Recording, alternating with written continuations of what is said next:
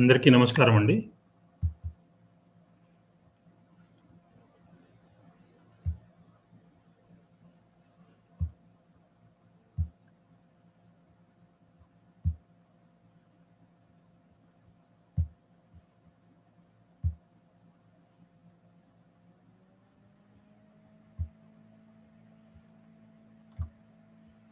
Screen share అవుతుందండి? అవుతుంది sir. Okay. నిన్న మనం చెప్పుకున్న 3 అలంకారాలలో వ్యతిరేక అలంకారము భేద ప్రాధాన్యంలోకి వస్తుందండి. ఆ గ్రూప్‌లోకి వస్తుంది. రూపకం నుంచి నిదర్శన వరకు కూడా అభేద ప్రాధాన్యము. భేద ప్రాధాన్యంలో మనకి 3 అలంకారాలున్నాయి. నిన్న ఒకటి చెప్పుకున్నాము భేద ప్రాధాన్యంలో. అంటే ఉపమానానికి, ఉపమేయానికి ఉండే భేదము, అభేదము వాటిల్లో భేదానికి ప్రాధాన్యం ఉంటే అవి వ్యతిరేక అలంకారం గాని, సహోక్తి గాని, వినోక్తి గాని అవుతుంది. ఈవేళ మనం సహోక్తితో మొదలెడదాము. సహోక్తి అంటే సహ ఉక్తి అంటే సహాతో చెప్పబడింది. దీనిలో అంశాలు చూద్దాం. దీనిలో ఉన్న అంశాలు ఏంటంటే, ఒకటి భేద ప్రాధాన్యం ఉండాలి. ఉపమానానికి, ఉపమేయానికి భేదం ప్రాధాన్యంగా ఉండాలి. దానికి ఉండాలి. ఉపమాన ఉపమేయాల్లో దేనికో ఒకదానికి ప్రాధాన్యం నిర్దేశించబడాలి.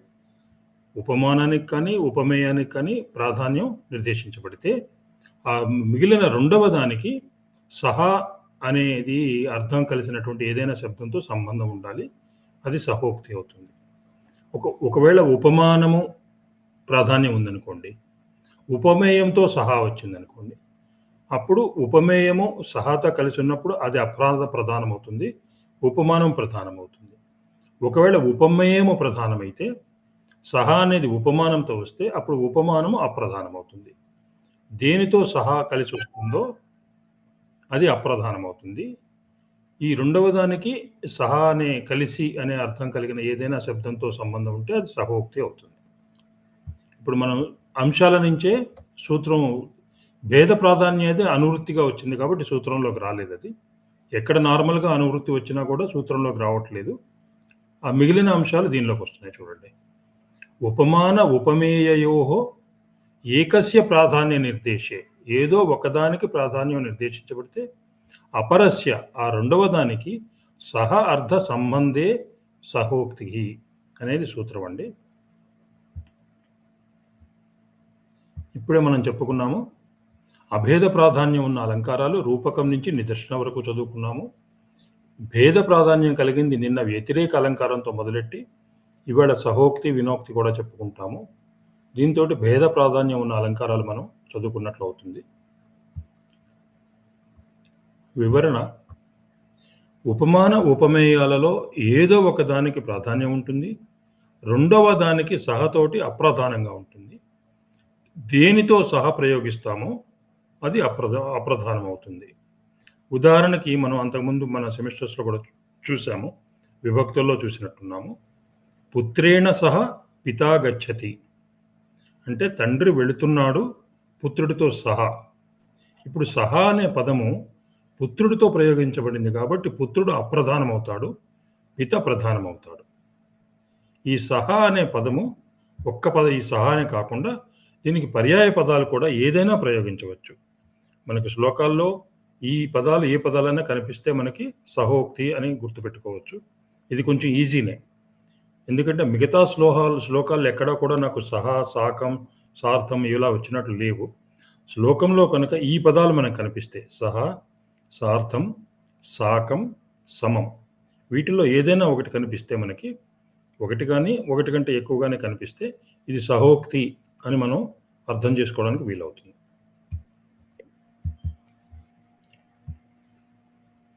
దీనికి ఉదాహరణ శ్లోకము 199వ పేజీలో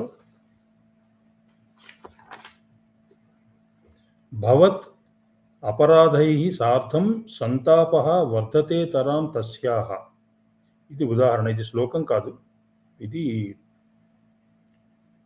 ఏదో కవి రాసింది. భవత్ అపరాధైః ఇక్కడ ఒక దూతి నాయిక యొక్క సఖి నాయకుడితో అంటోంది. ఏమంటోందంటే, నువ్వు నాయిక పట్ల చేస్తున్నటువంటి ప్రణయ అపరాధాలు పెరుగుతూ ఉన్నాయి. వాటితో పాటుగా ఆమె వేదన కూడా వృద్ధి పొందుతోంది. ఆమె వేదన కూడా పెరుగుతోంది. ఇక్కడేమన్నాడు? ప్రణయ అపరాధాలతో పాటుగా సహా అన్నాడు. ఎప్పుడైతే అపరాధాలతో పాటుగా అన్నాడు కాబట్టి, ఈ అపరాధము అనేది అప్రధానమవుతుంది. ఆమె వేదన అనేది ప్రధానమవుతుంది. ఇక్కడ కార్యము, ఆమె వేదన. అపరాధం చేస్తే వేదన కలుగుతోంది. ఇది ప్రధానం. సంతాపం, ఆమె వేదన సంతాపము కారణం వచ్చేసి నాయికి యొక్క అపరాధము. అపరాధంతో పాటుగా వేదన పెరుగుతోంది కాబట్టి ఆమె వేదన ప్రధానమవుతోంది, అపరాధం అప్రధానమవుతుంది. ఈ సహా అనే పదంతోటి అపరాధంతో పాటుగా సహ అపరాధం, ఇక్కడ సార్థం అని వాడాడు. సహా బదులుగా భవత్ అపరాధై సార్థం, అపరాధాలతో పాటుగా సార్థం అని వాడాడు కాబట్టి ఇది సహోక్తి అవుతోంది. ఇక్కడ సమకాలీనత్వం రెండు పెరుగుతుంది, రెండు ఒకేసారి పెరుగుతుంది. అపరాధం జరుగుతూ ఉంది, వేదన పెరుగుతూ ఉంది. సో అపరాధము అప్రధానము, వేదన ప్రధానము. ఎందుకని అప్రధానమైంది? అపరాధంతో పాటుగా సార్థం, అపరాధై సార్థం అన్నాడు కాబట్టి అపరాధం అప్రధానమైంది, వేదన ప్రధానమైంది. ఇంకొక ఉదాహరణలో శ్లేష పదాలు వాడాడు. ఈ సహోక్తిలోనే శేష పదాలు వాడాడు. పేజ్ నంబర్ 200 అండి. ఇది కూడా శ్లోకంలో లాగా లేదు, ఉదాహరణ స్టేట్మెంట్ లాగా ఉంది. అస్తం భాస్వాన్ ప్రయాతః సహ రిపు అభిరయం సంహ్రియంతాం బలాని. దీని అర్థం ఏమిటంటే, యుద్ధంలో శత్రువులు అస్తమించారు అంటే మరణించారు, వారితో పాటుగా సూర్యుడు కూడా అస్తమించాడు అని చెప్తున్నాడు. ఇక్కడ ఎప్పుడైతే శత్రువులు మరణించడంతో పాటుగా సూర్యుడు అన్నాడో, ఈ పాటు అంటే సహా అనే పదం వచ్చింది. ఈ సహా అనే పదం శత్రువులతో వాడాడు కాబట్టి శత్రువులు అప్రధానమవుతారు, సూర్యుడు ప్రధానమవుతాడు. ఇందులో తో అని దేంతో వాడుతామో, శత్రువులతో పాటుగా దేంతో వాడుతామో అది అప్రధానమవుతుంది. నార్మల్గా ఇంతకుముందు దానిలో కానీ ఇప్పుడు కానీ మీరు చూడండి, ఈ సహా కానీ సార్థం కానీ వచ్చినప్పుడు ఆ పదము తృతీయ విభక్తితో అవుతుంది. తో అని వస్తుంది, శత్రువులతో పాటుగా అవుతుంది. సూర్యుడు, ఇలా పుత్రేణ సహా అంటే పుత్రుడితో పాటు తో అంటాం అక్కడ. ఆ పదమేమో తృతీయలో ఉంటుంది, ప్రధానంగా ఉండే పదము ప్రథమా విభక్తిలో ఉంటుంది. ఇక్కడ శత్రువులు అప్రధానము, సూర్యుడు ప్రధానము. శత్రువులతో పాటుగా సూర్యుడు అస్తమించాడు అంటే శత్రువులు చనిపోతూ ఉన్నారు, అప్పుడే సూర్యుడు కూడా అస్తమించాడు అని చెప్తున్నాడు. శ్లేషపదం అన్నాడు కాబట్టి ఇక్కడ శ్లేషం దేనికి వాడాడంటే అస్తం ప్రయాత. అస్తం ప్రయాత, అస్తం అంటే రెండు రకాల అర్థాలు ఉన్నాయి. ఒకటి సూర్యుడి పక్షంలో అంటే అస్తమిస్తున్నాడు, సూర్యుడి పక్షంలో అస్తాచలం అని అర్థం. అస్తాచలం అంటే అస్తమిస్తున్నటువంటి కొండ, ఆ కొండ మీద నుంచి అస్తమిస్తాడు కాబట్టి ఇది అస్తం అనేది సూర్యుడి పక్షంలో అవుతుంది, శత్రువుల పక్షంలో కూడా అవుతుంది. అస్తం అంటే అవసానం, అస్తం అంటే అవసానం, శత్రువులు అవసాన దశకు వచ్చారంటే మరణిస్తున్నారు అనేది. అవసానము అంతము అనే అర్థము, అంటే శత్రువులు అంతమయ్యారు అనే అర్థంలోటి ఈ అస్తం ప్రయాత, అస్తం అనేది శ్లేష శబ్దంతో వాడాడు కాబట్టి ఇది శ్లేష పదంతో చెప్పబడినటువంటి సహోక్తి. ఇందులో మనం ఇందాక అనుకున్నప్పుడు ఒకదానికి ఉపమేయము ఉపమానములో ఒకదానికి ప్రాధాన్యం ఉంటుంది, రెండవ దానికి సహా అనే పదం వాడతారు, భేద ప్రాధాన్యం ఉంటుంది. ఇక్కడ ప్రధానమైంది ఏమిటి? సూర్యుడు. అప్రధానమైంది ఏమిటి? సహా అని వాడబడినటువంటి శత్రువులు అనే పదం. శత్రువులతో పాటుగా అన్నాడు కాబట్టి ఇది అప్రధానమైంది. ఇందులో శ్లేష ఉంది కాబట్టి ఈ శ్లేష పదంతో చెప్పబడినటువంటి సహోక్తి. ఈ శ్లేష అస్తం, అస్తం అంటే సూర్యుడి పక్షంలో అస్తాచలం. అస్తాచలం అంటే దేని మీద నుంచి అస్తమిస్తున్నాడో దాని గురించి చెప్తున్నాడు. సూర్యుడి పక్షంలో అస్తమని, శత్రువుల పక్షంలో అంతం అని కానీ అవసానం అని కానీ దాని ఆ అర్థంలో ఈ అస్తం అనేది రెండిటికి వాడబడింది, శ్లేషగా వాడబడింది. సూర్యుడి పక్షంలో, శత్రువుల పక్షంలో. ఇంకొకటి మాలారు, ఇది బహుశా అవసరమో లేదో నాకు తెలీదు. ఎందుకంటే సహోక్తి నార్మల్‌గా షార్ట్ ఆన్సర్ క్వెషన్ వస్తుంది. షార్ట్ ఆన్సర్ క్వెషన్ వస్తే ఆ 2 రాస్తే సరిపోతుందనుకున్నాను. ఒకవేళ లాంగ్ ఆన్సర్ లాగా ఇచ్చే అవకాశం తక్కువ. ఒకవేళ మాలా రూపంలో ఈ ఉపమానాలున్నాయి. ఈ శ్లోకం చూద్దాం. 203 పేజీ.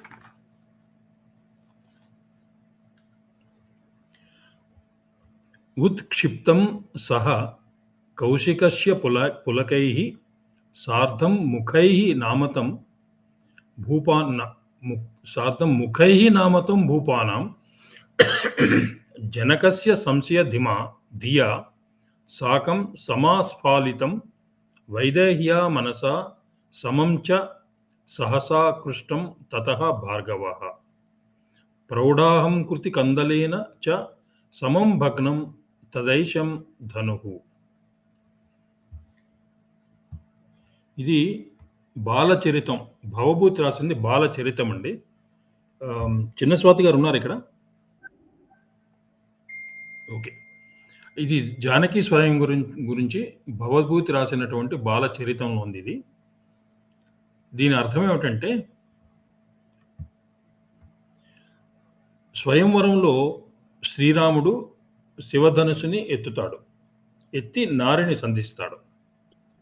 దాని గురించి చెప్తూ, ధనుస్సు కౌశికుని పులకలతో పాటుగా పైకి లేపబడింది. మొదటిది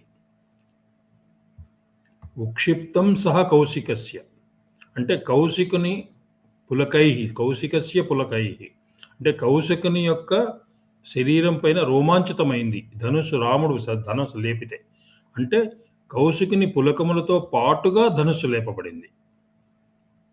రెండవది, ఇది లేపినప్పుడు, ధనుస్సు లేపినప్పుడు ఆ ధనుస్సు ఇతర రాజుల ముఖాలతో పాటుగా వంచబడింది. అంటే ఇతర రాజుల ముఖాలు అవనతమయ్యాయి. నామతం అంటే అవనతం, కిందికి వంచుకున్నారు, తలకాయలు వంచుకున్నారు. ఎందుకంటే వాళ్ళు చేయలేకపోయారనే సిగ్గుతోటి ధనుస్సు ఇతర రాజుల ముఖాలతో పాటుగా వంచబడింది. మూడవది, ధనుస్సు జనక సంశయంతో పాటుగా మీటబడింది. జనకుడు సంశయంగా ఉన్నాడు. నా కూతురికి అంతకుముందు చాలామంది ప్రయత్నం చేశారు, వాళ్ళెవరికీ కూడా ధనుస్సు అసలు తీయడానికే ఉపయోగం చేయలేకపోయినారు. ఆ సంశయం కూడా పోయింది. ఈ ధనుస్సు లేపడంతోనే జనకుని యొక్క సంశయం కూడా పోయింది. నాలుగవది, ధనుస్సు పరశురాముని గర్వం అనే మొక్కతో పాటుగా విరిచివేయబడింది. పరశురామునికి గర్వం ఉన్నది, అంటే ఇది శివధనుస్సు కదా, ఇతను ఎత్తలేడు అనే ఉద్దేశంతో పరశురాముడు గర్వంగా ఉంటే, ఈ ధనుస్సు ఏం చేసింది, పరశురాముని గర్వం అనే మొక్కతో పాటుగా విరిచివేయబడింది. ఇక్కడ ధనుస్సు ప్రధానం అండి. ఎందుకంటే ఇవన్నీ కూడా చూడండి, ధనుస్సు గర్వం అనే మొక్కతో పాటుగా విరిచివేయబడింది. ఈ దేనితో అయితే సహా కానీ సాకం కానీ ఇలా వచ్చాయో,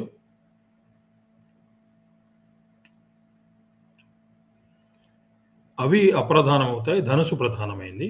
ఇందులో అప్రధానాలు ఏంటంటే కౌశికుని యొక్క పులకలు, ఇతర రాజుల యొక్క ముఖాలు, జనకుని యొక్క సంశయము, పరశురాముని యొక్క గర్వము అనే మొక్క, అవన్నీ అప్రధానాలు. ఎందుకంటే వీటితో పాటు ఈ అప్రధానాలు ఎందుకైనాయి, పులకలతో పాటు సహాని వాడారు. తర్వాత రాజు ముఖాల అవనతం అనేది సార్థమని వాడారు.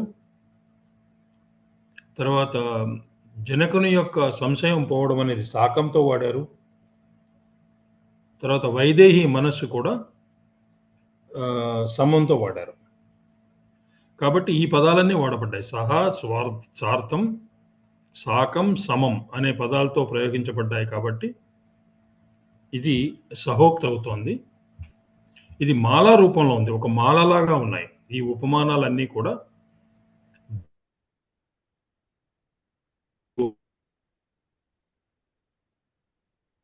మాలా రూపంలో ఉన్నటువంటి సహోక్తి.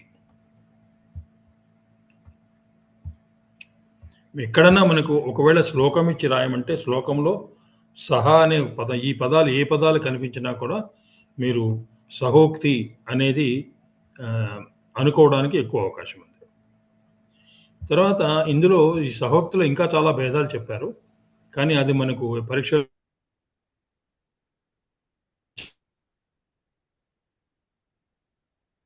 ఒకటి కార్యము, కారణము. ఇందాక అనుకున్నాను చూడండి. శత్రువులు సూర్యుడు అస్తమిస్తూ ఉంటేనే శత్రువులు మరణిస్తున్నారు. లేకపోతే మరణిస్తున్నారు, అస్తమిస్తున్నాడు. 2 సమకాలీనంగా జరుగుతున్నాయి. అది కార్యకారణ సమకాలిత్వం అవుతుంది. అలాగే అభేద అధ్యవసాయం అని ఒకటి ఉంది. దానిలో శ్లేషభిత్తికము, అశ్లేషభిత్తికము. ఈ మళ్ళీ ఒక్కొక్కటి కూడా కర్తృ సహభావము, కర్మ సహభావము అని ఉన్నాయి. మాలా రూపంలో సహోక్తి ఇది చెప్పుకున్నాము. మాలా రూపం సహోక్తి చెప్పుకున్నాము. కార్యకారణ సమకాలిత్వం మొదటి ఎగ్జాంపుల్ చెప్పుకున్నాము. తర్వాత శ్లేషతోటి ఒకటి చెప్పుకున్నాము. అస్తమిస్తున్నాడు అనేది ఒకటి చెప్పుకున్నాం.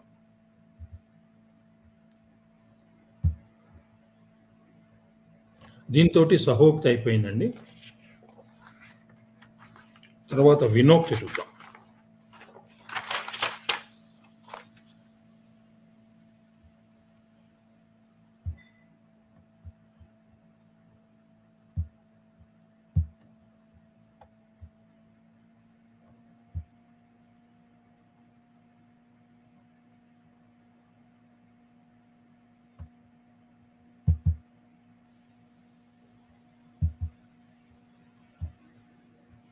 వినోక్తి అలంకారము.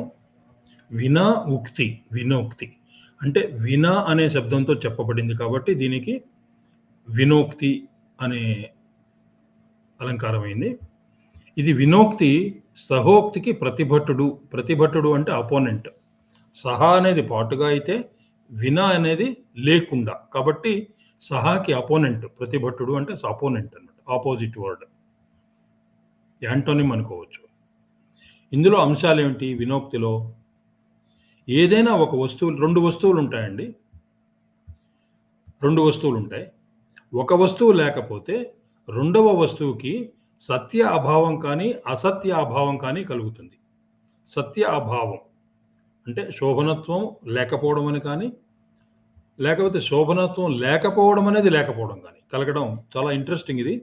మీరు ఇదే గుర్తుపెట్టుకోండి. రాయడానికి నేను ఎక్స్ప్లెయిన్ చేస్తాను, కానీ గుర్తుపెట్టుకోవడానికి ఇది గుర్తుపెట్టుకోండి. సత్య అభావం కానీ సత్వ అభావం, సత్య కాదు సత్వ అభావం కానీ అసత్వ అభావం కానీ కలిగితే వినోక్తి అవుతుంది.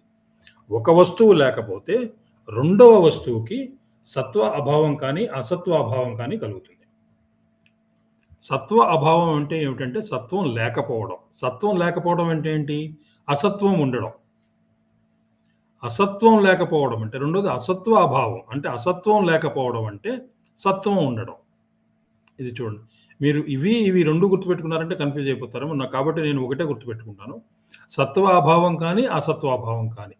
మన అండర్స్టాండింగ్ కోసం ఇది. సత్వం లేకపోవడము అంటే అసత్వం ఉండడం, అసత్వం లేకపోవడం అంటే సత్వం ఉండడం. కాబట్టి వినోక్తిలో 2 ఉదాహరణలు. ఒక ఉదాహరణ సత్వ అభావంతో, రెండవ ఉదాహరణ అసత్వ అభావంతో. సో మొదటి ఉదాహరణ సత్వ అభావంతో చూద్దాం. వినయేన వినా కాశ్రీ కా నిశా శశివినా వినా రహిత సత్ కవిత్వేన కీదృశీ వాక్ విదగ్ధత. వినయేన వినా కా శ్రీ అంటే వినయం లేని సంపద ఏమిటి? వినయేన వినా వినయం లేకపోతే కా శ్రీ ఈ సంపద ఏమిటి? ఇది వృధా అనే అర్థంలో. అలాగే శశినా వినా నిశ చంద్రుడు లేని, శశి అంటే చంద్రుడు, నిశ అంటే రాత్రి, చంద్రుడు లేని రాత్రి ఏమిటి? అది వృధా అని. మూడవది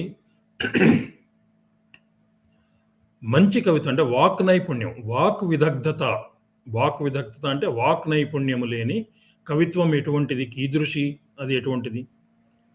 ఇక్కడ చూడండి, మన సూత్రంలో చెప్పినవి.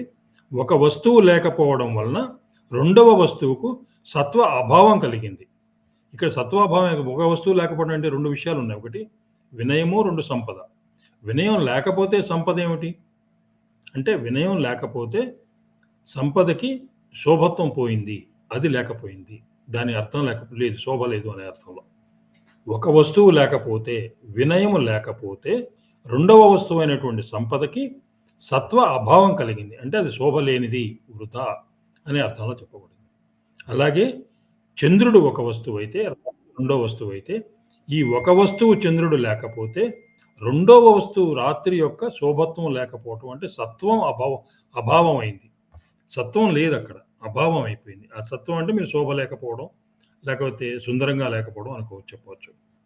అలాగే వాక్ నైపుణ్యం, మంచి కవిత్వం లేకపోతే ఆ కవిత్వం ఎటువంటిది అన్నాడు. వాక్ నైపుణ్యము ఒక వస్తువైతే, కవిత్వము రెండో వస్తువైతే, వాక్ నైపుణ్యం లేకపోతే కవిత్వం ఎటువంటిది, అది వృధా అని. వీటిల్లో వినయము ఒక వస్తువు, సంపద రెండో వస్తువు. వినయం లేదు, సంపదకి శోభ లేదు. చంద్రుడు ఒక వస్తువు, రాత్రి రెండో వస్తువు. చంద్రుడు లేడు, రాత్రి రెండో వస్తువుకి సత్వాభావం కలిగింది. వాక్ నైపుణ్యం లేదు, మొదటి వస్తువు లేదు, రెండో వస్తువు అయినటువంటి కవిత్వం సత్వాభావం కలిగినటువంటిది. ఇది సత్వ అభావానికి ఉదాహరణ. సత్వ అభావం, సత్వం లేకపోవడం. అంటే సత్వం అంటే శోభ కానీ, సుందరత్వం కానీ, ఏదైనా ఒక ఇంపు సొంపు అలాంటిదనమాట.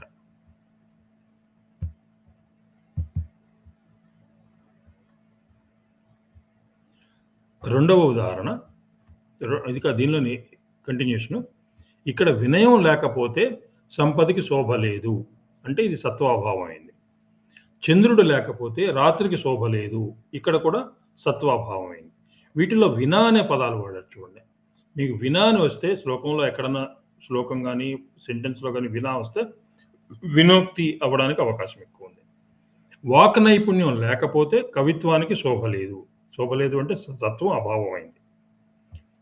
తర్వాత ఒక్కొక్కసారి వినా శబ్దం లేకపోయినా కూడా వినోక్తి కలుగుతుంది అంటాడు. వినా వాడకుండా కూడా ఆ అర్థం వచ్చేట్టుగా కూడా ఉదాహరణలు ఉన్నాయని చెప్తున్నాడు ఒక శ్లోకంలో. ఆ శ్లోకము 207వ పేజీలో ఇచ్చినాడు.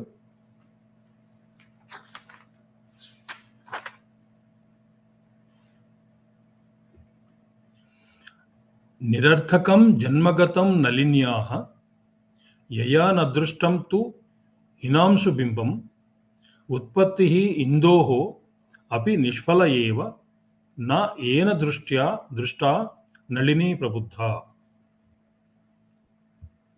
ఈ శ్లోకం యొక్క అర్థం ఏంటంటే, ఈ తామర పువ్వులు, కమలాలు సూర్యాస్తమయం కాగానే ముడుచుకుని పోతాయి.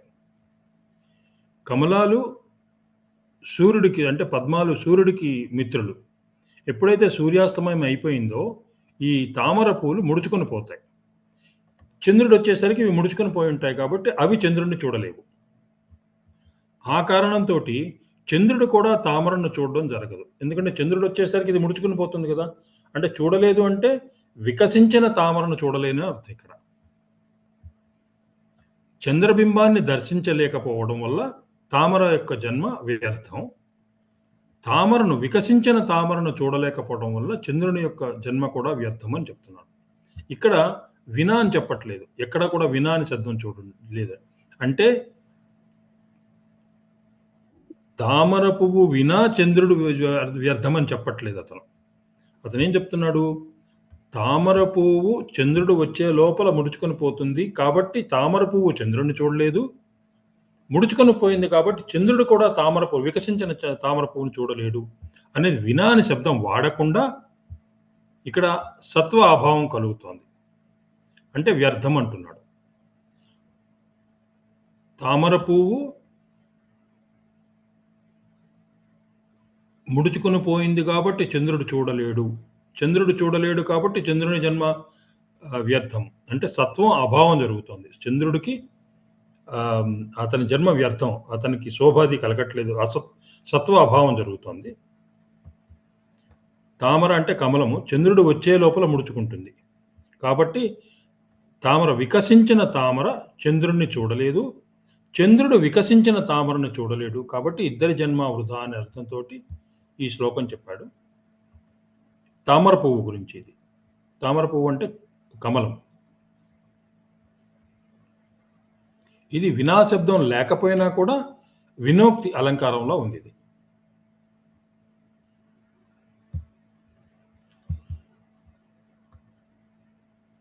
ఇందాక మనం సత్వ అభావం గురించి చూసాము. రెండు ఉదాహరణలు చూసాము. ఇప్పుడు అసత్వ అభావం. అసత్వం లేకపోవడం అంటే సత్వం ఉండడం అని అర్థం. అసత్వం లేకపోవడం అంటే సత్వం ఉండడం అని అర్థం. ఒక వస్తువు లేకపోతే రెండవ వస్తువులో శోభ ఉంటుంది అనే అర్థంలో ఉదాహరణ చెప్పాడు. మృగయా లోచనా వినా విచిత్ర వ్యవహార ప్రతిభా ప్రభా ప్రగల్భ. మృగయా లోచనా వినా విచిత్ర వ్యవహార ప్రతిభా ప్రభా ప్రగల్భ అమృతద్యుతి సుందరాశయో అయం సుహృదా తేన వినా నరేంద్ర సూను. నరేంద్ర సూను అంటే రాజకుమారు. నరేంద్రుడు అంటే రాజు, సూను అంటే కుమారుడు. ఆ రాజకుమారుడు తన ప్రియురాలు తన వద్ద లేకపోతే విరహవేదనతో కుంగిపోవడానికి బదులుగా వివిధ రాజ్య వ్యవహారాలలో ప్రతిభా పాఠవాలను కలిగి ఉంటాడు. ఇక్కడ చూడండి, మృగయాలోచన వినా అంటే తన ప్రియురాలు తన వద్దున లేకపోతే నరేంద్ర సూనుడు విచిత్ర వ్యవహార ప్రతిభా ప్రభా ప్రగల్భ అంటే రకరకాలటువంటి రాజ వ్యవహారాల్లో ప్రతిభా పాఠవాలని కలిగి ఉంటాడు. ప్రియురాలు లేకపోతే ప్రతిభా పాఠవాలని కలిగి ఉంటాడు. అంటే ఈ వినా శబ్దం తర్వాత ఒక వస్తువు లేకపోతే రెండవ వస్తువుకి సత్వం ఉంటుంది. మనం చూడండి, సత్వం ఉండడం అంటే అసత్వం అభావం, అసత్వ అభావం, సత్వం ఉంటుంది. ప్రియురాలు లేకపోతే రాజకుమారుడు సత్వం కలిగి ఉన్నాడు. ఇక్కడ రాజవ్యవహారంలో ప్రతిభా పాఠవాలు చూపిస్తున్నాడు. అంటే అసత్వం అభావంగా ఉంది అంటే సత్వం ఉంది అంటే శోభ ఉంది. ఒక వస్తువు లేకపోతే రెండవ వస్తువులో శోభ ఉంది. ఇంతకుముందు 2 ఎగ్జాంపుల్స్ మనకేం చెప్పుకున్నామంటే వినా ఒక వస్తువు లేకపోతే రెండవ వస్తువులో శోభ ఉండదు అని 2 ఉదాహరణలు చెప్పుకున్నాం. ఇక్కడ అసత్వ భావంలో ఒక వస్తువు లేకపోతే రెండవ వస్తువుకి శోభ ఉంటుంది అనేది, దానిలో శోభ ఉంటుంది అనే దాన్ని అసత్వ అభావం అన్నాడు. అంటే సత్వం ఉండడము. అలాగే తన మిత్రుడు తన వద్ద లేకపోతే తనకు సదుపదేశం చేసే మిత్రుడు లేకపోవడం వలన విమూఢుడై ఉండడానికి మారుగా స్వచ్ఛమైన అంతఃకరణం కలిగి ఉంటాడు. అంటే చంద్రుడు. చంద్రుడి గురించి ఏం చెప్తున్నాడు? చంద్రుడు ఆకాశంలో ఉన్నప్పుడు తనకు ఉపదేశం, తన మిత్రుడు ఎవరన్నా అతను పక్కగా ఉంటే, అంటే అంతటి ప్రకాశం కల మిత్రుడు పక్కన ఉంటే, మిత్రుడు లేకపోతే అతను స్వచ్ఛమైనటువంటి ఆహ్లాదం కలిగించేటువంటి వెన్నెలతో అంతఃకరణంతో కలిగి ఉంటాడు చంద్రుడు.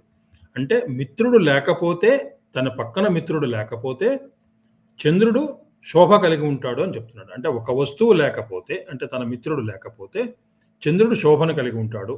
శోభను కలిగి ఉంటాడంటే అసత్వ అభావం, అసత్వం లేకపోవడం అనేది అంటే సత్వం ఉండడం అనేది కలిగి ఉంటాడు. వినా ప్రయోగంతో అశోభనత్వం లేకపోవడం జరిగింది అంటే శోభనత్వం కలిగింది, అంటే అసత్వ అభావం కలిగింది. మళ్ళీ ఒకసారి చెప్తాను. 2 వస్తువులు ఉన్నాయండి. మొదటి దానిలో 2 వస్తువులు, రెండవ దానిలో 2 వస్తువులు. మొదటి దానిలో మొదటి వస్తువు ప్రియురాలు లేకపోవడం, మొదటి వస్తువు ప్రియురాలు, రెండవ వస్తువు రాజకుమారుని యొక్క ప్రతిభా పాఠవాలు. ప్రియురాలు లేకపోతే అంటే మొదటి వస్తువు లేకపోతే రెండవ వస్తువులో అసత్వ అభావం కలిగింది అంటే సత్వం ఉంది, శోభ ఉంది. అసత్వ అభావం ఉంది అంటే అసత్వం లేకపోవడం జరిగింది అంటే సత్వం ఉంది అంటే శోభ ఉంది. మొదటి వస్తువు లేకపోతే, ప్రియురాలు లేకపోతే రెండవ వస్తువుకి శోభ కలిగింది అంటే సత్వం ఉంది అంటే అర్థం అసత్వం అభావంగా ఉంది. రెండవ ఉత్తరార్థం శ్లోకంలో మిత్రుడు ఒక వస్తువు అయితే చంద్రుడు రెండవ వస్తువు, చంద్రుడి యొక్క శోభ రెండవ వస్తువు అయితే మిత్రుడు లేకపోతే చంద్రుడు ఇంకా ఎక్కువ శోభిస్తాడు అనేది. అంటే ఒక వస్తువు లేకపోతే రెండవ వస్తువుకి శోభ కలుగుతోంది. శోభ కలుగుతోంది అంటే అర్థం ఏంటి? సత్వం ఉంటుంది. సత్వం ఉంటుంది అనే అర్థం ఏంటంటే అసత్వ అభావం ఉంది. అసత్వం లేకపోవడం వల్ల సత్వం ఉంటుంది అనే అర్థం జరిగింది. ఇక్కడ వినా ప్రయోగంతో ఇవి చెప్పాడు. ఈ విధంగా వినోక్తి సత్వ అభావంతో కానీ జరుగుతుంది, లేకపోతే అసత్వ అభావంతో కానీ జరుగుతుంది. ఇది వినోక్తి.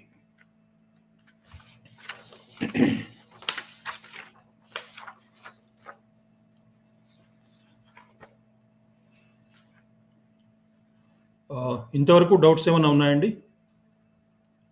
ఇది ఒక్కసారి చెప్పండి సార్. అసత్వం అభావం అయింది, సత్వం ఉంది అని ఎలా? మళ్ళీ చెప్తాను. ఒకసారి సార్. మళ్ళీ.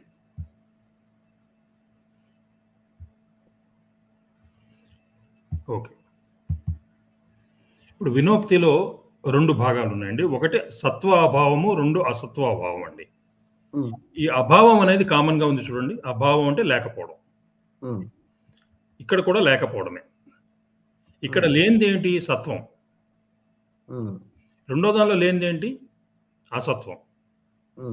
అంతే కదా? అంతే. అంటే సత్వం లేదు అంటే అర్థం ఏంటి? అసత్వం ఉన్నది అని. అసత్వం ఉన్నది అని అర్థం. అసత్వం లేదు అంటే అర్థం ఏంటి?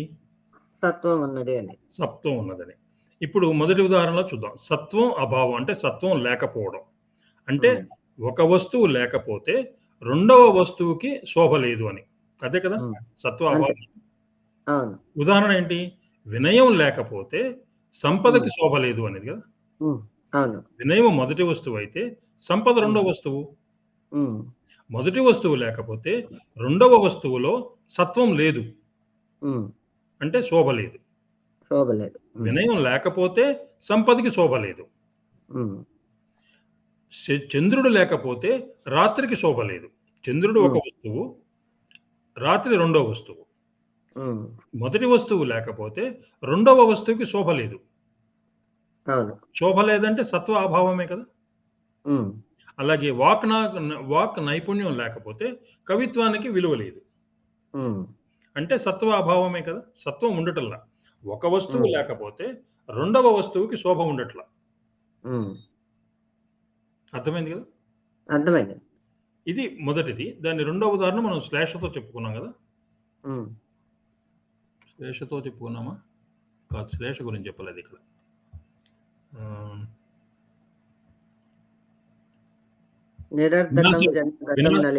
వినాశబ్దం లేకపోయినా కూడా అని. వినాశబ్దం వాడలేదు ఇక్కడ. వాడకుండా అర్థం చెప్పాడు. ఎలా చెప్పాడు చూడండి. ఒక వస్తువు లేకపోతే రెండవ వస్తువుకి శోభ కలగదు. ఇప్పుడు ఒక వస్తువు లేకపోవడం ఏంటి? వికసించిన తామర పువ్వు లేకపోవడం ఒక వస్తువు. చంద్రుడు చూడలేడు కాబట్టి చంద్రుడు అశోభత్వం కలిగి ఉన్నాడు. సత్వం లేకపోయింది. చంద్రుడికి శోభ లేదు కదా. ఒక వస్తువు లేకపోతే రెండవ వస్తువుకి శోభ లేదు అంటే సత్వ అభావం జరిగింది. అలాగే దీని అర్థం ఇది. వినాశబ్దం లేకపోతే, ఇంతకుముందు వినాశబ్దం ఉంటే అక్కడ వినాశబ్దం ఉంటే వినయం లేకపోతే సంపదకి శోభ లేదు. లేకపోతే రాత్రికి శోభ లేదు. శోభ లేదు అంటే సత్వ అభావం అయింది. రెండో ఎగ్జాంపుల్ కూడా అదే. కాకపోతే వాడకుండా అదే చెప్పాడు. ఒక వస్తువు వికసించిన లేకపోతే చంద్రుడికి శోభ లేదు. వినా పదం వాడకుండా ఒక వస్తువు లేకపోతే రెండవ పదానికి శోభ లేదు అంటే సత్వం లేదు, సత్వం అభావమైంది అనే చెప్పాడు. రెండవది ఏమిటి? రెండవది అసత్వ అభావం. అసత్వం లేకపోవడం. మీరు గుర్తుపెట్టుకునేప్పుడు ఈ సత్యం ఉండడము అసత్వం ఉండడం అని గుర్తుపెట్టుకోకండి. నేను ఫాలో చేసేది ఏంటంటే సత్వ అభావము అసత్వ అభావం. సత్వం లేకపోవడము అసత్వం లేకపోవడం అని గుర్తుపెట్టుకుంటే మనం కన్ఫ్యూజ్ కాకుండా ఉంటాం. లేదు నేను కన్ఫ్యూజ్ కాను, నాకు తెలుస్తుంది అనుకోండి, ఇలా చదువుకోండి.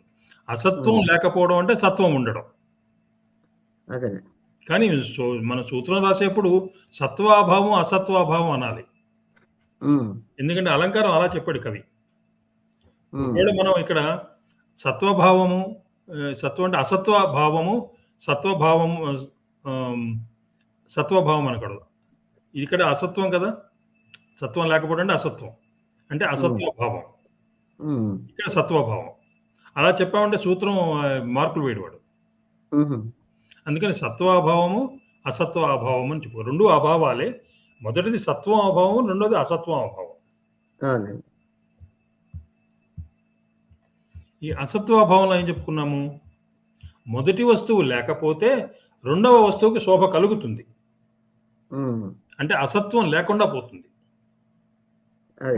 మొదటి వస్తువు ఏంటి? ప్రియురాలు తన దగ్గర లేదు. అది మొదటి వస్తువు లేదు. ఉమ్, రెండవ వస్తువుకి శోభ కలిగింది. అంటే అసత్వం అభావం అయింది. ఉమ్, మనం దానికి కారణాలు ఏమైనా చెప్పుకోవచ్చు. వాక్యార్థంగా చెప్పింది అది. కారణాలు ఏం చెప్పుకోవచ్చు అంటే ప్రియురాల దగ్గర ఉంటే డిస్టర్బ్ చేస్తుంది కదా. ఏదో గిల్లుతుంది, గోకుతుంది. ఈయన రాజ వ్యవహారాల్లో కాన్సన్ట్రేట్ చేయలేడు. డైవర్షన్స్ ఉంటాయి. డైవర్షన్స్ లేకుండా కాన్సన్ట్రేటెడ్ గా వర్క్ చేసుకోగలిగారు. కాన్సన్ట్రేటెడ్ గా వర్క్ చేసుకోగలడు. డిస్టర్బెన్స్ లేదు.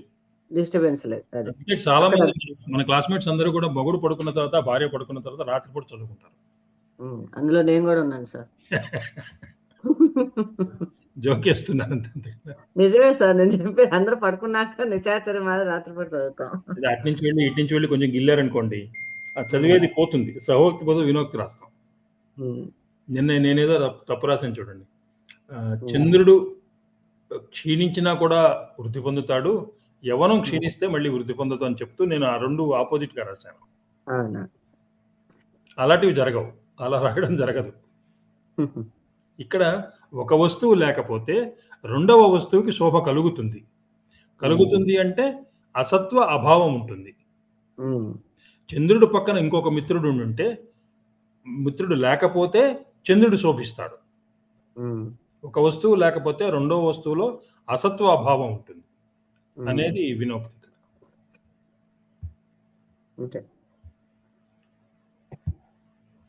సమాసోక్తి కొద్దిగా టైం పడుతుంది, 15 నిమిషాల కంటే ఎక్కువ పడుతుంది. కాబట్టి ప్రస్తుతానికి ఈ రెండు చెప్పుకుందామండి. మనకి అర్జెంట్ లేదు కదా. ఏం లేదు సార్. ఇంకెవరికన్నా ఏమన్నా డౌట్స్ ఉన్నాయా వీటిల్లో? ఈ శ్లోకంలో నిరర్ధకం జన్మ గతం నలిన్యాహలో కీవర్డ్ ఏది మనం నోట్ చేసుకోవచ్చు సార్? ప్రతి శ్లోకంలో ఒకటి ఉంటుంది కదా. వినోక్తి అనే దానికి కీవర్డ్ అంటే వినా అని చూసుకున్నాము. ఈ నిరర్ధకం అనేది తీసుకోవాలనా? నిరర్ధకం జన్మ గతం నలిన్యాహ శ్లోకంలో కీవర్డ్ ఏంటి? నిరర్ధకం జన్మగతం నలిన్యాహ. యయాన దృష్ట. నిరర్ధకం అనేది శోభలేకపోవడం కదా. అది కరెక్ట్ అర్థం. శోభలేకము నలిన్యాహ అంటే ఈ శ్లోకంలో ఎక్కడ వినా రాలేదు కాబట్టి ఎట్లా ఐడెంటిఫై చేయాలి? మీరు చెప్పండి. సార్థకం జన్మ అంటే శోభ ఉన్నట్లా లేనట్లా? శోభ ఉన్నట్టే. నిరర్థకం జన్మ అంటే లేదండి, నీతోనే ఉంది కదా. నిరర్థకం జన్మ కదా, అంటే శోభ లేనట్లే కదా. అవును. ఈ శ్లోకంలో వినా కోసం వెతకకుండా నిరర్ధకం అనే వర్డ్ లో మీనింగ్ తీసుకొని ఐడెంటిఫై చేయాలి. Okay sir. అంటే నలిన్యాహ అంటే తామర పువ్వు, వికసించిన తామర పువ్వు అని అర్థం. ఎందుకంటే ముడుచుకుపోయి ఉంటుంది తామర పువ్వు, కానీ ముడుచుకుని ఉంటుంది. నలిన్యాహ అంటే వికసించిన తామర పువ్వు లేకపోవడం వల్ల, ఒక వస్తువు లేకపోవడం వల్ల రెండవ వస్తువులో శోభ కలుగుతోంది. శోభ లేదు. నిరర్థకం జన్మ. అంతే కదా. అంతే సార్. ఇంకెవరికన్నా డౌట్స్?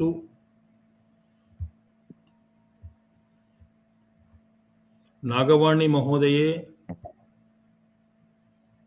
నాస్తి మహోదయ. అవగతం వా? సమ్యక్ అవగతం నాస్తి. సందేహం నాస్తి. సందేహం నాస్తి. డి స్వాతి గారు ఉన్నారు కదా? వచ్చిందా? ఉన్నానండి. మొన్నెప్పుడో మీరు ఒకటి అడిగారు వాణి మేడంని, జానకి స్వయంవరం ఎందులో ఉంది అంటే అది భవభూతి రాసినటువంటి బాలచరితంలో ఉందండి. భవభూతి రాసిన బాలచరితం. ఓకే. చెంపు రామాయణం కాదు, ఆయన చెంపు రామాయణం ఇంకోటి రాశాడు, మరి బాలచరితం ఇంకోటి రాశాడు ఆయన. అందులో ఉంది జానకి స్వయంవరం గురించి. శ్రీరాముడు ధనుసు ఎత్తుతూ ఉంటే ఏమేమి జరిగాయి. అవునవునవును. ఆ ధనుసు ఎత్తడం అనేది ప్రధానమై మిగతావన్నీ కూడా అప్రధానం అవుతుంది. అలాగా. Okay, thank you. ఐ థాట్ మీకు చెబుదామని చెప్పేసి ఆ వీడియో విన్నప్పుడు మీ డౌట్ విన్నాను. అలాగే పెద్ద స్వాతి గారికి ఒక డౌట్ వస్తే అది కూడా క్లారిఫై చేసాం. ఆకులము, ఆకులిత అంటే ఏమిటనేది. విజయా చెరువు గారు ఉన్నారా? ఉన్నానండి, అర్థమైనాయి. డౌట్స్ ఏం లేవు కదా. సరే, ఇవాళకి దీంతో క్లోజ్ చేసుకుందామా? రేపు సమాసోక్తి ఒకటి, ఇంకొకటి ఉంది పరికర. ఆ 2 చెప్పుకుందాం. ఆ 2 సంబంధం ఒకదానికి ఒకటి బాగా సంబంధం ఉన్నవి. ఆ 2 రేపు చెప్పుకుందాం. Okay sir. సరేనండి. రికార్డింగ్ ఆపాలి. రికార్డింగ్ నీరజ్ గారు పర్మిషన్ చెప్పాను సార్, రికార్డింగ్ ఆపేసాను. చెప్పలేదు. మీకు అర్థమైందండి నీరజ్ గారు? ఏమైనా డౌట్స్? నాకు వినోక్తి ఒకటే డౌట్ అనిపించింది. స్వాతి గారు అడిగాక మీరు చెప్పారు కదా, అప్పుడు అర్థమైంది సార్. ఇప్పుడు మీకు అర్థమైంది ఏంటో చెప్పండి. వినోక్తి అన్నప్పుడు అంటే మనం దాన్ని కీవర్డ్ గా నిరర్ధకం అనేది దాని మీనింగ్ తీసుకోవాలి. కాన్సెప్ట్ సత్వ అభావం చెప్పినప్పుడు అసత్వ భావం అనేది అక్కడ అర్థమవుతుంది. నాకు చెప్పడం సరిగా రావట్లేదు సార్. ఓకే, సింపుల్ గా చెప్తాను, గుర్తుపెట్టుకోండి. విషయం అర్థమైంది. ఇంకొకసారి చెప్తాను. సత్వ అభావం అంటే ఒక వస్తువు లేకపోతే రెండవ వస్తువులో శోభ లేదు. సత్వం అభావంగా ఉంటుంది, అంటే శోభ లేదు. రెండవ దానిలో ఒక వస్తువు లేకపోతే రెండవ వస్తువు శోభ ఉంటుంది. అసత్వం అభావంగా ఉంటుంది, అసత్వం లేకపోవడం ఉంటుంది, అంటే సత్వం ఉంటుంది అని. మొదటి దానిలో ఒక వస్తువు లేకపోతే రెండవ వస్తువులో శోభ ఉంటుంది. రెండవ దానిలో ఒక వస్తువు లేకపోతే రెండవ దానిలో శోభ, మొదటి దానిలో శోభ ఉండదు, రెండవ దానిలో శోభ ఉంటుంది.